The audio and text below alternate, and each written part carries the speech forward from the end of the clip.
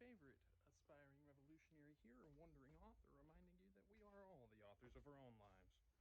As always, my message remains the same: spend less, live more, earn your freedom with frugality. Today, we're going to continue our story of the downfall of the Roman Republic and look at it for hints to how we can expect our own future to occur in the American Republic. So, last time, we concluded with Sulla taking over from Gaius Marius.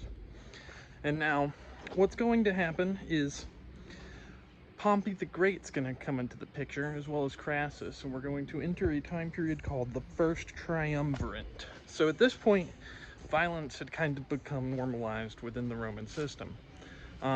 Because of this, things started to break down, and the Republic starts to fall apart.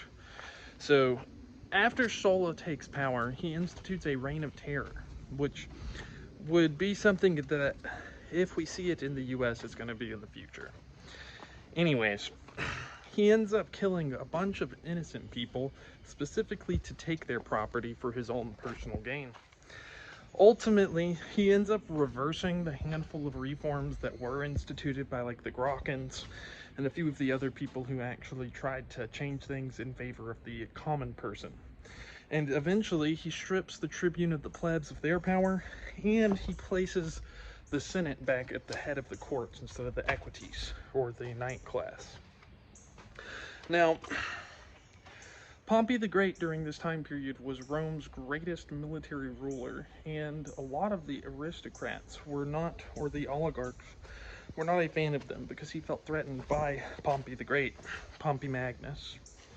So, what Pompey ends up doing is he forms an alliance with Gaius Marius's cousin, or nephew, Julius Caesar, as well as Marcus Licinius Crassus, who's the wealthiest man of Rome. These three people form an informal alliance that we know of today as the First Triumvirate.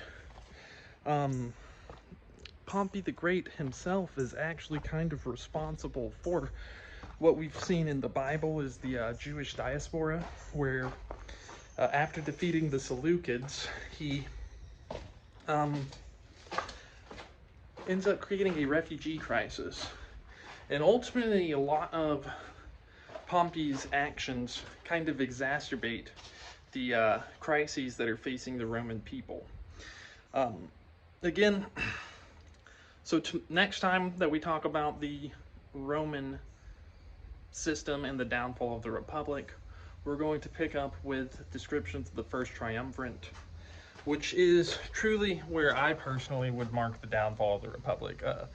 The Republic itself was built on a system of checks and balances similar to what we have in the American government today, that was supposed to prevent one man from gaining power and ruling as a monarch. But Marcus Licinius Crassus, Julius Caesar, and Pompey Magnus, they ally with each other, and they do it specifically for personal power and to prevent the Senate and the system of checks and balances from holding them in check with each other.